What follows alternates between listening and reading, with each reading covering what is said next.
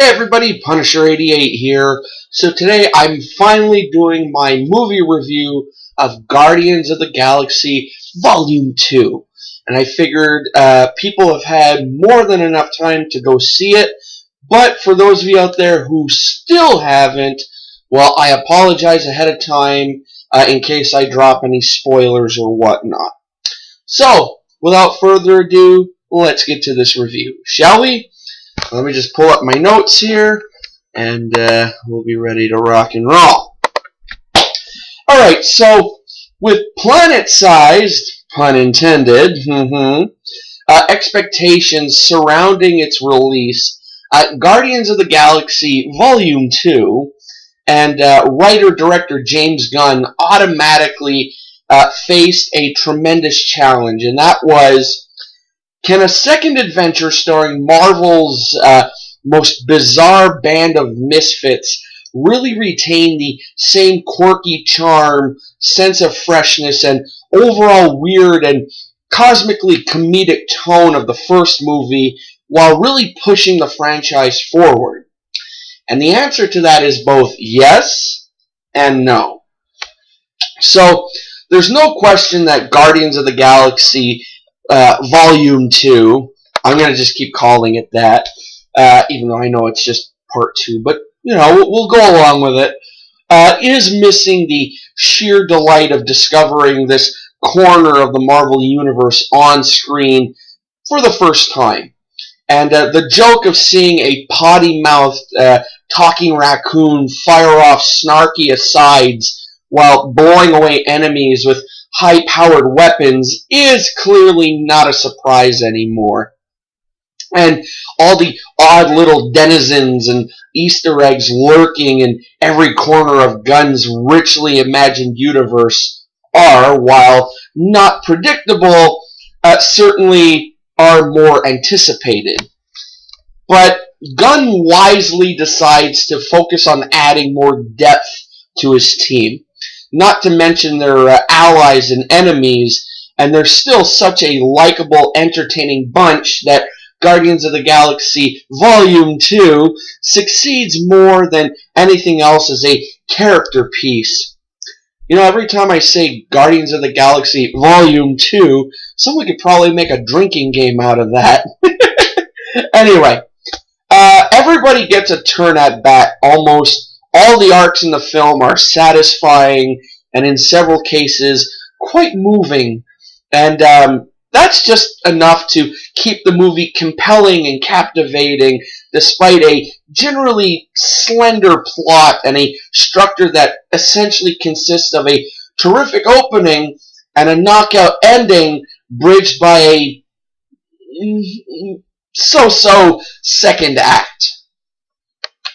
So when we catch up with the Guardians at the beginning of the film, they're as cantankerous as usual, but have got their groove down. You know, hired by an artificially created race called the Sovereign to get rid of some pesky extra-dimensional monsters. They work as well together as the Avengers, but with sillier, and I mean that in a nice way, one-liners. Peter Quill, Star-Lord, barely holds it together as team leader while a exasperated Gamora tries to keep the boys in line. Drax and Rocket march to the beat of their own drum in battle, while Baby Groot successfully walks the thin line between overly cutesy and hilariously naive. The Sovereign, led by their High Priestess Aisha, have captured Guardians' nemesis Nebula, and the Guardians are interested in taking her back with them as payment for the job. But of course, the team can't do anything without getting in trouble, and they soon find themselves pursued by an entire space armada, amusingly controlled by what looks like a massive arcade game on the Sovereign planet. I thought that was pretty cool. You know, to go with the whole, you know, Peter Quill, 80s pop culture, blah, blah. So they made all these spaceships controlled by what looks like a a motorcycle arcade game. I loved it. So, after that, things look grim until a new figure injects himself into the situation. Ego, played by the awesome Kurt Russell, who saves the Guardians and makes a shocking revelation, and that is that he is Peter's long-lost father, who impregnated Peter's mother back on Earth, and later set Yondu and his Ravagers to retrieve his son. But Yondu adopted Peter as a potential Ravager along the way, and Ego has been searching for his progeny ever since. Meanwhile, Yondu is also searching for Peter at the behest of Aisha, but finds himself dealing with his own personal crisis as well. And what happens after that is best left for viewers to discover themselves, but several conflicts are set up that revolve around the central idea of family. Alliances shift and more is revealed until the expected big finish, which is capped by a genuinely moving conclusion, which I'm not going to say because it's just something you got to watch for yourself. And with the exception of one laugh-out-loud jailbreak, oh my god, so good. The middle section of the movie is where it runs into some trouble. Gunn dishes out a lot of exposition here, but he's lucky enough that he's got Russell to deliver it, and with a twinkle in his eye and a enigmatic yet regal quality to his manner, the veteran actor is eminently watchable, even if other characters are basically just standing around during Ego and Peter's scenes altogether. Also helping things along is, I can never say her name right, Palm Clementif? Basically, the girl who plays Mantis.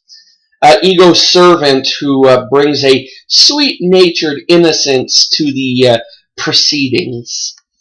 So, Gunn eventually makes sure to not leave anyone behind, although she doesn't get much to do for the first two-thirds of the movie. Nebula has a searing, powerful speech, which only Gillian, who's excellent, delivers with a piercing undercurrent of hurt and anguish. Zoe Saldana almost matches her here, giving Gamora a vulnerability we didn't really see in the first film. Another utility player, Michael Rooker, is Yondu, is shown to have more depth and emotional complexity than the first film let on as well. And his storyline may be the most poignant of all, and the vastly underrated Rooker, one of our best character actors to date, really gives it everything he's got, and wow. The film's final third turns into a somewhat more predictable onslaught of CG and pyrotechnics, but at least Gunn is smart and talented enough to mostly keep the focus on his characters and really integrate their own personal stories into the raging battles and explosions. And without his eye for that, as well as his skill at filling the screen with all kinds of interesting visuals and his unerring instincts with musical cues, Guardians of the Galaxy Volume 2 could have easily gone too big for its own good, or simply just rehash the tricks of the first film without adding anything to them. Instead, Guardians of the Galaxy Volume 2, I can't help it, answers questions posed by the first movie by exploring its cast of colorful miscreants in a way that almost makes it a anti-blockbuster, And the strange pacing and stop and start plotting may feel a little awkward compared to the headlong rush of the previous film, but spending a little over 2 hours with these folks is still one hell of a lot of fun. It will be intriguing, though, to see how the Guardians emerge from the coming apocalypse of Avengers Infinity War. Oh, I can't wait for that. And even more fascinating to see what lies ahead for them in their own third adventure, which it has been confirmed there will be a third Guardians movie. If the biggest challenge, though, facing Gunn is his cast and Marvel is keeping us interested in this weird little gang, well, they've met it 100% handily. Overall, I actually give this movie 4 out of 5 stars. I will admit, though, the first movie was better than this one. I'll put myself out there and say it. But still, yeah, 4 out of 5 stars. Well, I'm pretty damn sure it's out of theaters by now. But, I mean, it should be on Blu-ray soon. I mean, what was it? Was it this week or last week? Beauty and the Beast just came out on Blu-ray. So probably within the next maybe month or so, probably Guardians 2 will be out on Blu-ray and DVD. And when that happens, for those of you who didn't see it in the theater, I urge you to pick it up, watch it, or if you're like me, you have a Amazon Fire Stick or Hulu box, Apple, whatever the hell they're calling them, where you stream everything, and you can get it on there. Watch it, because it's awesome. And those end credits with David Hasselhoff singing his little tune, so good. I mean, I have it on my phone now. I listen to that song almost every day. I can't help it. Anyway, so there you go, folks. There's your review of Guardians of the Galaxy Volume 2. I hope you enjoyed it, and if you did, give her a thumbs up. If not, give her a thumbs down. And if you enjoy movie reviews like this one, well, check out the playlist I put together. I don't have a lot of movie reviews, but I do have a couple in the bank already. So check them out if you like. Also, while looking around my channel, make sure to comment on any video you like, because I love reading them as well as answering them. And also, while looking around, make sure to like or dislike any video you watch. Yes, I did say dislike, because let's face it, no one's perfect, right? And then, when all is said and done, before leaving, make sure to click that subscribe button. Alrighty, so that's it for now, but probably sometime next week, or even the week after, I'll give it a good 2 more weeks. I will probably then be doing my review for Wonder Woman.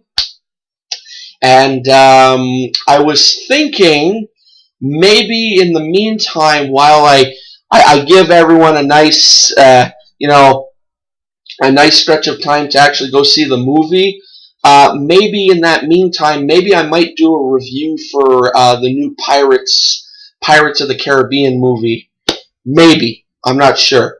But I know definitely I will be doing a review for Wonder Woman. That's, like, hands down a no-brainer. So that'll most likely be my definite next movie review. So again, unless I decide maybe within the next week or so to review Pirates of the Caribbean, but most likely it'll be Wonder Woman. So anyway, folks, that's it for now. But I will see you guys in the next video, which will of course be your weekly dose of lame comic book character goodness. Alrighty, so till then, this is Punisher88 signing off. See ya!